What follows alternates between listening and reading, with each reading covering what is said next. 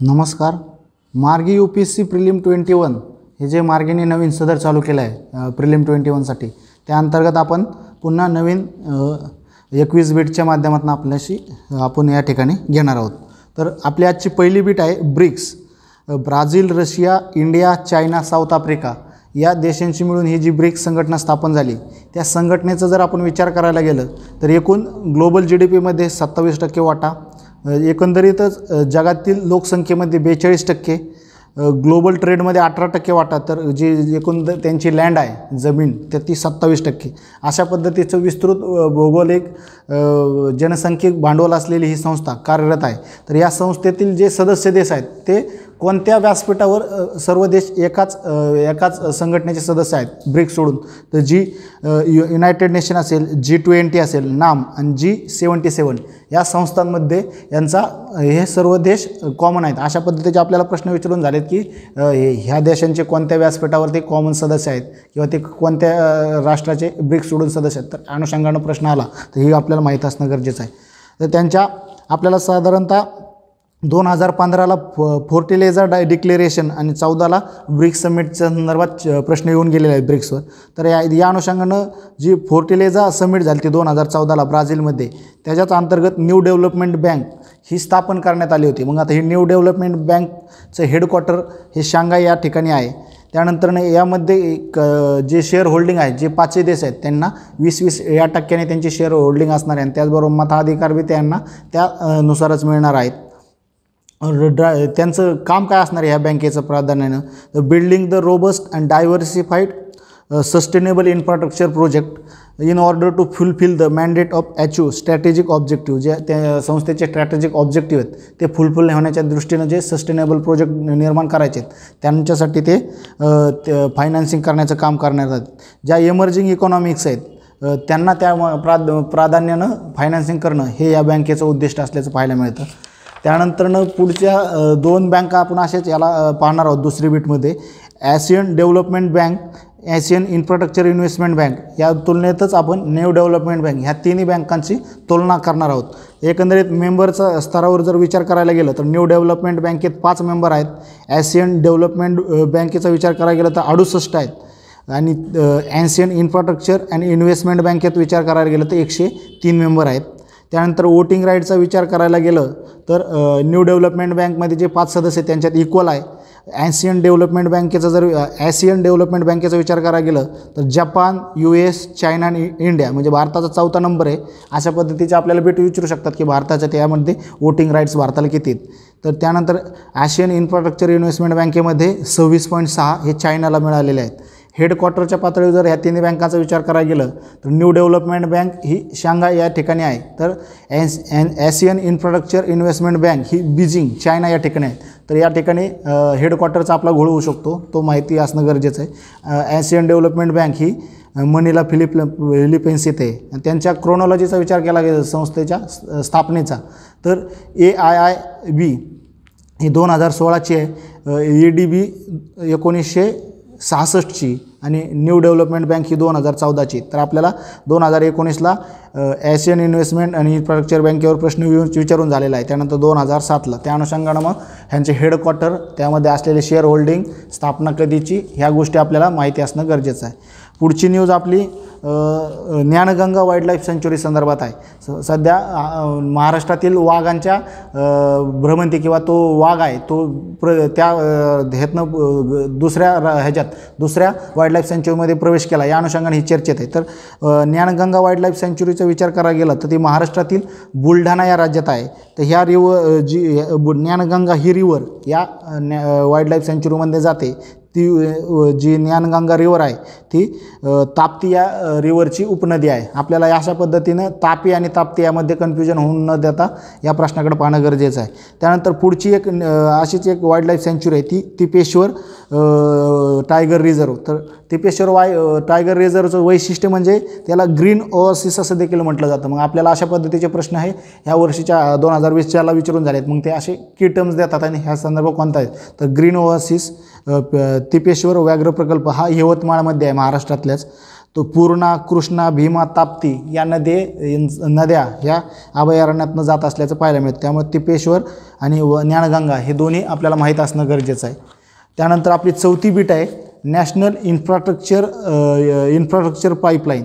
तर ही सर्वसाधारणपणे financial year 2019 ते 2025 या दरम्यान कार्यरत होणार आहे. ह्यासाठी जे ही ड्रॉ कोणी केली होती तर national infrastructure pipeline he secretary of department of economic affair यांची जो उच्चस्तरीय टास्क गट हाय लेवल टास्क फोर्स हा नेमला होता. त्यांनी ज्या संदर्भातील फ्रेमवर्क हे ड्रॉ केल्याचं आपल्याला पाहायला मिळतं. तर जे नागरिक आहेत त्यांना वर्ल्ड क्लास इन्फ्रास्ट्रक्चरबरोबरच त्यांच्या क्वालिटी ऑफ लाईफमध्ये सुधारणा घडवून आणली या अनुषंगानं ह्या नॅशनल इन्फ्रास्ट्रक्चर पाईपलाईनचे कार्ययोजना ही करण्यात आली. तर ह्यातील एकंदरीतच जे 102 लाख करोडहून अधिक हे यासाठी जे भांडवल गुंतवलं जाणार आहे तर त्यामध्ये शेअरिंगचा विचार करायला गेलं तर 39-22 हा फॉर्म्युला करण्यात आलेला आहे. तर 39% सेंटर, 39% राज्य आणि 22% हा संबंधित प्रायव्हेट एंटिटी अशा तिघांच्या माध्यमातून हा शेअर असणार आहे. यामध्ये जे गुंतवणूक होणार त्या इन्फ्रास्ट्रक्चर प्रोजेक्टमध्ये. तर त्यातील एकंदरीत 70% भांडवल आहे किंवा 70% खर्च हा एनर्जी, रोड, अर्बन, रेल्वे या गोष्टींसाठी खर्च करण्याचा प्राधान्यक्रम देण्यात आलेला आपल्याला पाहायला मिळतं. त्यामुळे आपल्याला ही माहिती असणं गरजेचं आहे की त्यातलं शेअर होल्डिंग कोणाचं कशा पद्धतीने प्राधान्य कोणत्या गोष्टीला दिलं आहे आणि हा जो फ्रेमवर्क आहे ते ड्रॉ कोणाच्या अंतर्गत केलं आहे. तिथं ही secretary of department of economic affair आहे. इथं आपल्याला फायनान्स मिनिस्ट्री दुसऱ्या मिनिस्ट्री देऊन फसवण्याची शक्यता किंवा नीती आयोगाचा कार्यगट होता असं म्हणण्याची शक्यता. त्यामुळे इथं गपलत होऊन न देता पुढे जाणं गरजेचं आहे. त्यानंतर 5व्या नंबरची बीट आपली ही डेडिकेटेड फ्लाईट कॉरिडॉर संदर्भात आहे. तर आता आपल्याला ईस्टर्न डेडिकेटेड फ्लाईट कॉरिडॉर आणि वेस्टर्न डेडिकेटेड फ्लाईट कॉरिडॉरबद्दल माहिती, पण या अनुषंगानं मग त्यांचा फायनान्स कोण करतं तर सर्वसाधारणपणे फंडिंगचा जर विचार करायला गेलं तर वेस्टर्न डेडिकेटेड फ्लाईट कॉरिडॉरला जपान इंटरनॅशनल कोऑपरेटिव्ह एजन्सी ही जरी करत असल्याचं पाहायला मिळतं आणि ईस्टर्नला वर्ल्ड बँक, म्हणजे इथं आपलं उलटं आहे. वर्ल्ड बँक ही ईस्टर्नला करते आणि जपान हे वेस्टर्नला करतो. म्हणजे हे माहिती असणं गरजेचं की त्या देशाचं स्थान आणि लोकेशन त्यानुसार आपल्या ईस्टर्न वेस्टर्नला कोणती संस्था फायनान्सिंग करते. स्टार्ट हा वेस्टर्न स्टार्ट होतो UPतील दादरे बसून आणि eastern dedicated flight corridor start होतो आहे सोहनेवाल जो पंजाबच्या लुधियानापाशी आहे. तर एंड्स हा वेस्टर्न डेडिकेटेड फ्लाईट कॉरिडॉर हा स्टार्ट UPपासून होतून आणि त्याचा एंड हा JNPT मुंबईमध्ये होत असल्याचं पाहायला मिळते. तर सोनेवालपासून सुरू झालेला ईस्टर्न डेडिकेटेड फ्लाईट कॉरिडॉर हा वेस्ट बेंगालची डानकुनी या ठिकाणी एंड होत असल्याचं पाहायला मिळतं. या दोन्हीतला डिस्टन्सचा किंवा टोटल डिस्टन्सचा जर विचार करायला गेलं तर वेस्टर्न हा 1500 किलोमीटरचा आहे. तर ईस्टर्न हा 1839, म्हणजे ईस्टर्न हा मोठा आहे, वेस्टर्न हा छोटा आहे. अशा पद्धतीची तुलना हे देऊ शकतात कोणता कोणापेक्षा मोठा आहे, त्याची फायनान्सिंग एजन्सी कोणत्या राज्यातनं जातो या अनुषंगाने आपल्याला प्रश्न येऊ शकतो. तर ह्यांचं जे कामकाज आहे डेडिकेटेड फ्लाईट कॉरिडॉर, तर ते dedicated flight corridor corporation of India अंतर्गत हे कॉर्पोरेशन जे रेल्वे मिनिस्ट्री अंतर्गत कार्यरत आहे त्या अंतर्गत ह्याचे कामकाज पाहिलं जात असल्याचं पाहायला मिळतं. हाय स्पीड आणि हाय कॅपॅसिटी रेल्वे कॉरिडॉर हे देण्याच्या या माध्यमातून पूर्णत्वास देण्याचा प्रयत्न हा डेडिकेटेड फ्लाईट कॉरिडॉरच्या माध्यमातून केला जाणार आहे. त्यानंतर आपली 6वी न्यूज आहे नागरहोले नॅशनल पार्क, हे कर्नाटकमधले आहे. तर ह्याच्यामध्ये ह्या नॅशनल पार्कचं वैशिष्ट्य असं आहे की त्यांनी टाईम स्टॅम्प कार्ड सिस्टीम ही स्पीड लिमिट घालण्यासाठी वापरण्यात आलेली आहे. तर traffic monitoring mechanism along with road adjacent हे यांनी या ठिकाणी कार्यान्वित केलं आहे. मग त्या माध्यमातून ठराविक स्पीडपेक्षा अति स्पीडने जर वाहन त्या अभयारण्यातनं गेलं किंवा नॅशनल पार्कमधनं गेलं तर त्याच्यावर ठराविक असा दंड करण्याच्या दृष्टीने हे मेकॅनिझम डेव्हलप करण्यात आलेलं आहे. तर हे निलगिरी बायोस्फिअर रिझर्वचा भाग असल्याचं आपल्याला पाहायला मिळतं. कारण आपल्याला प्रश्न विचारून झालेला आहे की विशिष्ट अशा बायोस्फिअरमध्ये कोणकोणते नॅशनल पार्क येतात, हा आपल्या 2019चा प्रश्न होता. त्या अनुषंगानं मग हे नागरहोले नॅशनल पार्क हे निलगिरी बायोस्फिअर रिझर्वचा भाग असल्याचं आपल्याला पाहायला मिळतं. याचं फॉरेस्टचा विचार करायला गेलं तर मॉइस्ट डेसिडियस फॉरेस्ट हे यामध्ये असल्याचं पाहायला मिळतं. नागरहोले रिव्हर ही यामधनं फ्लो होते. त्यानंतरनं पुढचा आपला 7वी आपली बीट ही कुद्रेमुख नॅशनल पार्क संदर्भात आहे. तर ही कुद्रेमुख देखील कर्नाटकमध्येच असल्याचं पाहायला मिळतं. तर ह्यातनं ज्या रिवर जातात तर त्यामध्ये तुंगभद्रा ही रिवर ही आपल्याला पाहायला आणि नेत्रावती ह्या 2 रिवर ह्या कुद्रेमुख नॅशनल पार्कमध्ये जाताना पाहायला मिळतात. तर ह्या पार्कचं वैशिष्ट्य म्हणजे जो कादंबी वॉटरफॉल आहे तो देखील या कुद्रेमुख नॅशनल पार्कमध्ये असल्याचं आपल्याला पाहायला मिळतं. त्यानंतरनं wildlife crime control bureau ही आपली 8वी बीट आहे. तर वाईल्ड लाईफ क्राईम कंट्रोल ब्युरोचा विचार करता ही स्टॅच्युटरी बॉडी 1994ला स्थापन करण्यात आलेली आहे. सेक्शन 38Z जो वाईल्ड लाईफ प्रोटेक्शन ॲक्ट 1972चा आहे त्यानुसार यानुसार हिला mandate to collect the intelligence जे वाईल्ड लाईफच्या इंटेलिजन्स संदर्भातले जे माहिती गोळा करण्याचे अधिकार आहेत ते त्यांना 338Z नुसार मिळत असल्याचं पाहायला मिळतं. त्या अनुषंगानं आपल्याला प्रश्न विचारून झालेत की ही संस्था कोणा अंतर्गत काम करते, त्याला मिळालेले अधिकार कोणते, अशा याचा प्रश्न हा आपल्याला 19ला आणि 18ला विचारून गेलेला आहे. मग त्यामुळं कोणत्या सेक्शन अंतर्गत कोणत्या ॲक्ट अंतर्गत यांचे अधिकार आहेत ते पाहून घेणं गरजेचं आहे. तर ज्या वाईल्ड लाईफ क्राईम संदर्भातल्या ज्या ॲक्टिव्हिटीज आहेत त्याला आळा घालण्याच्या संदर्भात काय करता येईल या अनुषंगाने हे संशोधन करतं. त्या अनुषंगानं assist and advise to custom authority in inspection flora आणि फौनाच्या संदर्भातील जे शिकारी होत आहेत किंवा त्यांच्या संदर्भातले जे क्राईम आहेत त्या संदर्भात ते कस्टम विभागाला किंवा अथॉरिटीजला ते सल्ले किंवा मदत करण्याचं भूमिका बजावत असल्याचं पाहायला मिळतं. याच संस्थे wildlife crime control bureau अंतर्गतच wildlife crime data bank देखील स्थापन करण्यात आल्याचे पाहायला मिळते. त्यानंतर आपली पुढची 9 नंबरची न्यूज ही स्पेशल पर्पज ॲक्विजिशन कंपनी संदर्भात आहे. तर स्पेशल पर्पज ॲक्विजिशन कंपनी यांनाच ब्लँक चेक कंपनी देखील म्हटलं जातं. ब्लँक चेक तर ह्यांचं काम काय, नो कमर्शियल ऑपरेशन, कसल्याही प्रकारचं त्यांचं कमर्शियल ऑपरेशन नसतं.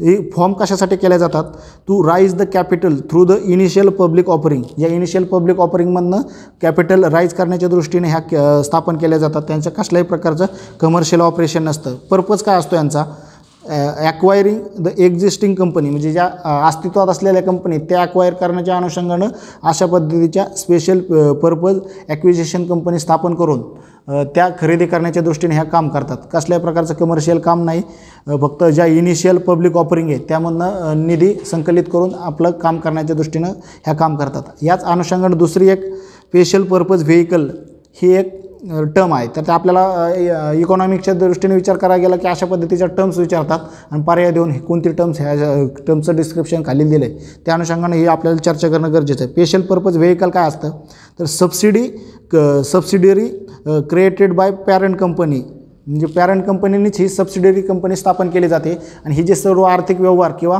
हिने जे इनिशिएटिव्ह घेतलेत ते प्रधान कंपनीपासून वेगळे ठेवले जातात, जेणेकरून जर फायनान्शियल रिस्क किंवा काही गोष्टी घडल्या तर ते मेन प्रधान कंपनीला हार्म न करता ही कंपनी वर्क करेल किंवा ह्या कंपनीच्या कार्य पुढं पद्धतीने जाईल. Isolated from financial risk, its own balance, म्हणजे ह्यांची स्वतःची बॅलन्स शीट असते. रिस्की व्हेंचर घेण्याच्या दृष्टीने यांनी जे प्रकल्प आखलेले आहेत स्पेशल पर्पज व्हेकलने, मग त्याचा बोजा हा प्रधान कंपनीवर येऊ नये या अनुषंगाने यांची सेपरेट बॅलन्स शीट असते. या अनुषंगाने ही स्पेशल पर्पज व्हेकलकडे आपल्याला पाहावे लागेल. तिलाच त्यानंतर आपली पुढची न्यूज आहे 10व्या नंबरची न्यूज ही डेनिसोव्हेन्स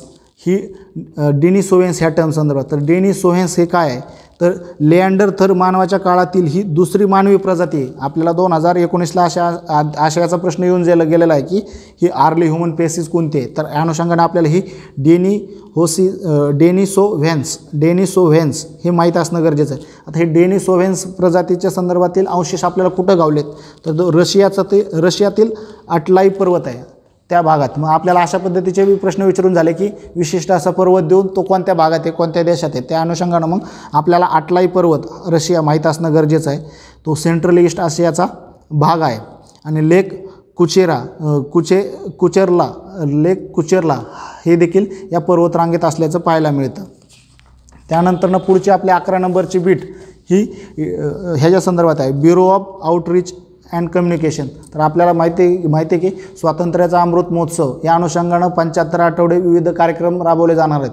तर आपल्या आगा खान पॅलेस येथे देखील स्वातंत्र्य संग्रामाबद्दल माहिती देणारं प्रदर्शन भरवलं होतं. मग त्या अनुषंगानं bureau of outreach and communication ही चर्चेत आली आहे. आता इथं ब्युरो ऑफ आउटरीच असल्यामुळं आपण एक्सटर्नल अफेअर मिनिस्ट्रीकडे जाऊ शकतो. त्यामुळे तो घोळ होऊ न देता ministry of information and broadcasting and communication याच्या अंतर्गत हे काम करत असल्याचं पाहायला मिळतं. त्यामुळं bureau of outreach and communication हे आपल्याला माहीत असणं गरजेचं आहे. हे जी स्थापना ही 3 ज्या पूर्वीच्या संस्था होत्या त्यांचे मर्जिंग करून ही जी स्थापना करण्यात आली, जे directorate of field of publicity, songs and drama division and directorate of advertising and visual publicity या 3 संस्था मर्ज करून ह्या संस्थेची स्थापना करण्यात आल्याचे आपल्याला पाहायला मिळते. त्यानंतर आपली 12व्या नंबरची बीट ही मिशन जलशक्ती अभियानासंदर्भात आहे. तर ही जलशक्ती अभियान हे जलशक्ती मिनिस्ट्री अंतर्गत जे डिपार्टमेंट आहे ड्रिंकिंग वॉटर अँड सॅनिटेशन ते काम करतात. त्यामुळे आपण इथं फसगत होण्याची शक्यता आहे. मिनिस्ट्री ऑफ वॉटर रिसोर्स आहे की डिपार्टमेंट जलशक्ती विभागाचं डिपार्टमेंट कोणतं आहे. तर ह्या जलशक्ती अभियानासाठी ड्रिंकिंग वॉटर अँड सॅनिटेशन हे डिपार्टमेंट काम करणार आहे. तर टाईम बाउंडेड मिशन मोड वॉटर कॉन्झर्वेशन कॅम्पेन हे राबवणार आहे.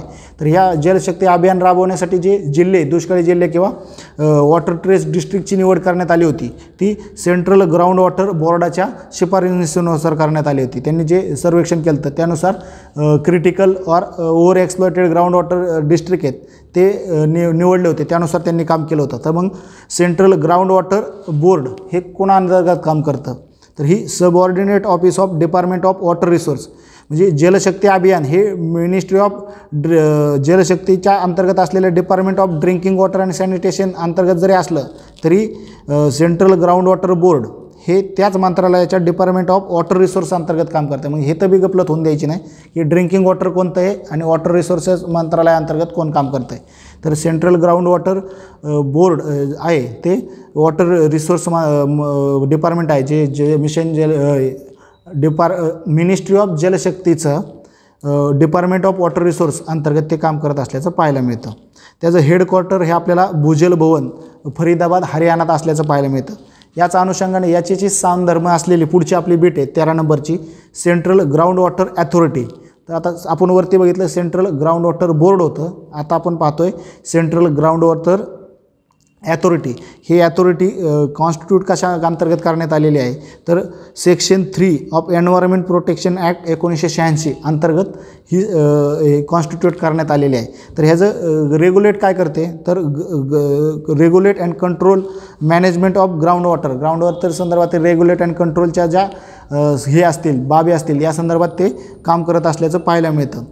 त्या डिपार्टमेंट ऑफ वॉटर रिसोर्सेस या अंतर्गत देखील त्याचं कार्यकाल चालवत असल्याचं पाहायला मिळतं. त्यानंतरनं पुढची न्यूज आपली यालाच लागून असलेल्या सेंट्रल ग्राउंड वॉटर कमिशन संदर्भात आहे. आपण बघितलं की central ground water board, central ground water authority आणि सेंट्रल वॉटर कमिशन. तर हे अटॅच ऑफिस आहे मिनिस्ट्री ऑफ जलशक्तीचं. हे काय करतं, इथं design and research, river management, water planning and project या 3 गोष्टी ह्या सेंट्रल वॉटर कमिशन अंतर्गत काम करत असल्याचं पाहायला मिळतं. तर ही जी जलशक्ती मिनिस्ट्री स्थापन करण्यात आली होती ती आपल्याला पाहणं गरजेचं. तर ही जलशक्ती मिनिस्ट्री कोणत्या मंत्रालयाच्या एकत्रीकरणातून करण्यात आली अशा पद्धती आपल्याला माहिती असणं गरजेचं आहे. तर ministry of water resource, river development and Ganga rejuvenation ministry आणि drinking water and sanitation ministry या 3 मंत्रालयाच्या एकत्रीकरणातून मिनिस्ट्री ऑफ जलशक्ती स्थापन करण्यात आलेली आहे. ही देखील बीट आपल्याला या अनुषंगानं माहीत असणं गरजेचं आहे. त्यानंतरनं पुढची आपली बीट आहे मिशन जलशक्ती 15व्या नंबरची बीट. तर मिशन जलशक्ती काय आहे, तर ही या अंतर्गत प्रत्येक 2024पर्यंत आपल्या भारतातल्या प्रत्येक रुरल हाऊसहोल्डला नळाद्वारे किंवा घरपोच पाणी कसे पोहोचवता येईल या अनुषंगानं ही स्कीम आहे. Providing pipe drinking water to all rural household by 2024. तर ह्यामध्ये 55 litre per person per day इतक्या प्रमाणात आपल्याला पाणी हे ग्रामीण भागातील प्रत्येक व्यक्तीपर्यंत पोहोचवायचं आहे. या अनुषंगाने ही स्कीम करण्यात आलेली आहे. जलजीवन मिशन हे माहीत असणं गरजेचं आहे. जलजीवन मिशन त्याच्या अंतर्गत 55 litre per person per litre per day देण्याचं काम हे या माध्यमातून, या स्कीमच्या माध्यमातून, ह्या मिशनच्या माध्यमातून होणार आहे. तर हे जन आंदोलन बनून जास्तीत जास्त लोकांपर्यंत पाणी पाईपाद्वारे ग्रामीण भागातील लोकांपर्यंत पोहोचवायचं काम हे करणार आहे. तर ह्यात फंडिंग पॅटर्न कसा आहे, तर 50-50 हा 50-50 हे जे अदर स्टेट आहेत ज्यांना विशेष दर्जा नाही किंवा हिमालयन आणि नॉर्थ ईस्टर्न स्टेट सोडून जे बाकीचे स्टेट आहेत त्यांच्यासाठी 50-50% हे असं प्रमाण घालून दिलेलं आहे. आणि जे हिमालयन आणि नॉर्थ ईस्टर्न स्टेट आहेत त्यांच्या फंडिंगसाठी 90-10 अशा पद्धतीचं प्रमाण हे जलजीवन मिशन अंतर्गत फंडिंगच्या डिस्ट्रीब्युशनसाठी करण्यात आलेलं आहे. पुढची न्यूज आहे न्यू मीडिया बार्गेनिंग कोड. आपल्याला माहिती आहे की विशिष्ट अशी चर्चेत असलेली टर्म ही UPSC देऊन ही कशा संदर्भात आहे किंवा कोणत्या देशासंदर्भात आहे असे आपल्याला विचारले आहे. मग ती 2020ची वेस्ट टेक्सा इंटरमिडिएट असेल किंवा 2018ची टू स्टेट सोल्युशन असेल. तर याच अनुषंगानं मग 16 नंबरची आपली आजची बीट आहे न्यूज मीडिया बार्गेनिंग कोड. तर न्यूज मीडिया बार्गेनिंग कोडमध्ये काय होणार आहे, तर ज्या फेसबुक किंवा गुगल यासारख्या कंपन्या ऑस्ट्रेलियामधील स्थानिक वृत्तपत्रांचे ज्या बातम्या आहेत त्याचं प्रसारण किंवा त्यांच्या संकेतस्थळावरून प्रसारित करत होत्या किंवा त्या झळकत होत्या, मग अशा वेळेस त्या ज्या बातम्या संस्थांच्या ज्या बातम्या आहेत त्यांना पैसे मिळाले पाहिजेत किंवा त्यांना काही रिव्हेन्यू जनरेट झाला पाहिजे, त्यांनी दिलं पाहिजे. या अनुषंगानं न्यू मीडिया बार्गेनिंग कोड हा ऑस्ट्रेलिया सरकारने डेव्हलप केला. तर याच्या अंतर्गत बायलॅटरल निगोशिएशन जर फेल झालं तर इंडिपेंडंट आर्बिट्रेटर सेट करण्यासंदर्भातल्या तरतुदी असल्याचं पाहायला मिळतं. मग त्यात निगोशिएट करून त्या दोन संस्थांनी त्या वृत्तपत्र संस्थेला रिव्हेन्यू देण्यासंदर्भातल्या तरतुदी असल्याचं पाहायला मिळतं. पुढची आपली बीट आहे 17 नंबरची ट्रान्सपरन्सी इंटरनॅशनल. तर ही transparency international global coalition against corruption हे कार्यरत असल्याचे पाहायला मिळते. तर करप्शन ह्या संस्थेच्या मार्फत करप्शन परसेप्शन इंडेक्स ही जाहीर केली जाते. तर या करप्शन परसेप्शन इंडेक्समध्ये भारताचा नंबर जर अलीकडल्या काळात बघितलं तर 180 देशामध्ये 80वा क्रमांकावर आहे. या इंडेक्समध्ये भारतात कोणत्या गोष्टी ह्या करप्शनला प्रोत्साहित करतात किंवा कारणीभूत आहे हे सांगताना त्यांनी सांगितलं की unfair and opaque political financing, undue influence of in decision making, म्हणजे लॉबिंगचा प्रभाव आणि ज्या पॉलिटिकल फायनान्सिंग आहे ह्या दोन गोष्टीमुळे भ्रष्टाचारात जास्त प्रमाणात हे चालना मिळत असल्याचे मत ही संस्था भारताबद्दल नोंदवते. तर 2020मध्ये त्यांनी सांगितलं की COVID-19 is not a just health and economic crisis, it is a corruption crisis, असे ते ज्या चेअरमन आहेत ट्रान्सपरन्सी इंटरनॅशनलचे डेलिया रुबिया यांनी म्हटलं आहे. म्हणजे करप्शनमुळेच कोरोना आला अशा पद्धतीचं ते विधान करतात. त्यानंतर 18 नंबरचा आपला बीट आहे जॉईंट ग्लोबल बेसलाईन रिपोर्ट 2019ची. तर ही जॉईंट ग्लोबल बेसलाईन रिपोर्ट आहे तो WHO आणि युनिसेफ यांच्या संयुक्त विद्यमानाने तो रिपोर्ट काढला जातो. तर ह्या रिपोर्टमध्ये काय आहे, तर जे वॉश रिलेटेड हे म्हणजे स्वच्छता असेल, आरोग्य असेल की पाणी या संदर्भातले ते अहवाल देत असतात. तर यांनी सांगितलं आहे की every 1 in 4 health care facilities lack basic water servicing, म्हणजे 4पैकी एका व्यक्तीला वॉटरचीच बेसिक वॉटरच त्यांना पुरेसं वॉटरच मिळत नाही आहे. त्यानंतरनं 42% हॅज नो हायजीन फॅसिलिटी, म्हणजे जगातल्या 42% हायजीन फॅसिलिटीज उपलब्ध नाही. या अनुषंगानं हे भाष्य करणारं जॉईंट ग्लोबल बेसलाईन रिपोर्ट आहे. तर एकंदरीतच हेल्थ केअर फॅसिलिटी जे वॉश इन हेल्थ केअर फॅसिलिटीत कशा पद्धतीची भूमिका आहे यावर ते भाष्य करत असल्याचं पाहायला मिळतं. म्हणजे जे वॉटर सॅनिटेशन हेल्थ केअर या संदर्भातल्या ज्या गोष्टी व्यक्तींपर्यंत पोचत नाही किंवा ते कशा पद्धतीचं त्याचं प्रमाण आहे यावर भाष्य करणारा हा रिपोर्ट आहे. त्यानंतर 19 नंबरची आपली बीट आहे United nation human right commission. तर ही ह्युमन राईट कॉन्सिलची मीटिंग मागच्या महिन्यामध्ये झाली, त्यात आपले परराष्ट्र मंत्र्यांनी भाषण केलं किंवा त्या संदर्भात त्यांनी अटेंड केली, तर त्या अनुषंगाने चर्चेत होती. तर ही national united nation human right कॉन्सिलचा जर विचार करायला गेलं तर intergovernmental body within UN system ही UN जनरल असेंब्लीने 2006ला स्थापन केली. यात जे पूर्वीचं कमिशन होतं UN commission on human rights त्याला रिप्लेस करून युनायटेड नेशन ह्युमन राईट कॉन्सिलची स्थापना करण्यात आलेली पाहायला मिळते. तर ह्याचं हेडक्वार्टर जिनिव्हा स्वित्झर्लंडमध्ये असल्याचं पाहायला मिळतं.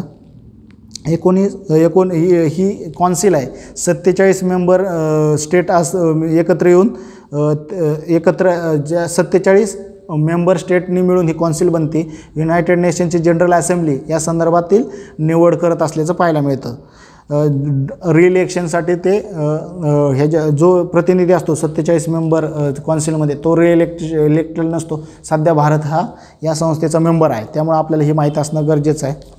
त्यानंतरनं नो कॉन्फिडन्स मोशन ही आपली 20वी भेट आहे. तर नो कॉन्फिडन्स मोशन म्हणजे काय, तर याच्या संदर्भात घटनेमध्ये तरतूद आहे का किंवा आर्टिक घटनेमध्ये या संदर्भात ही टर्म आली का, अशा पद्धतीचा प्रश्न आपल्याला 2004 असेल किंवा 14ला विचारून झालेला आहे. त्यामुळे नो कॉन्फिडन्स मोशन आपल्याला माहिती असणं गरजेचं आहे. मग ही दाखल कोण करतं, साधारणतः विरोधी पक्षातले व्यक्ती, विरोधी पक्ष किंवा कोणताही सदस्य 50 लोकसभेतील सदस्यांचा पाठिंब्याचं पत्र घेऊन हा सभापतींना या संदर्भातली मागणी करू शकतो. मग सभापती या संदर्भात त्यांचं मागणी मंजूर केली किंवा त्यांच्या पत्राची दखल घेऊन नो कॉन्फिडन्स मोशन संदर्भात तारीख देत असतात. तर ही जी कारवाई आहे लोकसभेतील नो कॉन्फिडन्स मोशनची, तर जो लोकसभेचा रूल 198 आहे त्यानुसार होत असल्याची पाहायला मिळते. त्यामध्ये नो कॉन्फिडन्स मोशनची प्रोसिजर मांडली गेलेली आहे. तर साधारणतः 50 मेंबरचं आपण पाहिलं त्यांची मागणी केली जाते. त्यासाठी कुठलंही विशेष असं कारण देण्याची गरज नसते. आणि नो कॉन्फिडन्स मोशनचा आपल्या घटनेमध्ये कुठंच उल्लेख नाही आहे. पण जे आपला आर्टिकल 75 आहे, council of ministers shall be collectively responsible for Lok Sabha, तर ते एक सामूहिकरित्या लोकसभेला उत्तरदायी असलं पाहिजे. या अनुषंगानं ती नो कॉन्फिडन्स मोशन ही मांडण्यात येते. त्या अनुषंगानं 198 हा जो रूल आहे लोकसभेचा तो त्याची प्रोसिजर मांडत असल्याचं पाहायला मिळते. आजची आपली 21वी अखेरची बीट आहे पगडी संभाल जट्टा मूवमेंट, जी 1907ला पंजाबमध्ये झाली होती. जे 3 ॲक्ट केले होते तेथील ब्रिटिश सरकारने, दोआब बारी canal act, Punjab land alienation act आणि पंजाब लँड कोलोनायझेशन ॲक्ट, ह्या 3 ॲक्टच्या विरोधात जो शेतकऱ्यांचा जन आक्रोश होता त्या अनुषंगानं त्यांनी हे आंदोलन केल्याचं पाहायला मिळतं. तर भगतसिंगांचे जे चुलते होते अजित सिंग यांनी 1906 ते 1907च्या दरम्यान हे आंदोलन केल्याचं पाहायला मिळतं. जे 3 शेतकरी विरोधी कायदे होते किंवा दोआब बारी ॲक्ट असेल, पंजाब लँड कोलोनायझेशन किंवा पंजाब लँड ॲलिनेशन ॲक्ट ह्याच्या विरोधात ते आंदोलनं झाले होते. तर ह्या आंदोलनामध्ये अजित सिंग, किशन सिंग, घासीताराम, लाला लजपत राय यासारख्या व्यक्तींनी सहभाग घेतला होता. यामध्ये अजित सिंगांना हा मंडलेचा कारावास झाला. आपण मागच्या व्हिडिओमध्ये त्याबद्दल माहिती विस्तृत घेतलीच. तर जे बंके दयाल होते त्यांनी ही पोयम गायली होती. म्हणजे हे आंदोलन शेतकरी होतं, पण बंके दयाल यांनी जी पगडी संभाल जट्टा ही पोयम गायली होती, त्याचं जे सुरुवातीचं इनिशियल टायटल आहे त्या अनुषंगानं ते आंदोलनाला ते नाव पडल्याचं पाहायला मिळतं. जे बंके दयाल होते ते एडिटर होते जंग सन्याल या न्यूजपेपरचे. त्यामुळं जंग सयाल हे न्यूजपेपरचे हे कोण आहेत, तर ते बंके दयाल हे देखील आपल्याला माहिती असणं गरजेचं आहे. मग ते ह्या अनुषंगानं पंजाबमधील जन आक्रोशाला प्रतिसाद म्हणून जे आंदोलन झालं होतं, शेतकरी उठाव होता, तो आपल्याला पगडी संभाल जट्टा म्हणून माहीत असणं गरजेचं आहे. या अनुषंगानं आपण ही आपली 21वी बीट पाहिली. अशाच पद्धतीच्या नवनवीन बीट घेऊन आपण पुन्हा भेटूया. तुर्तास धन्यवाद.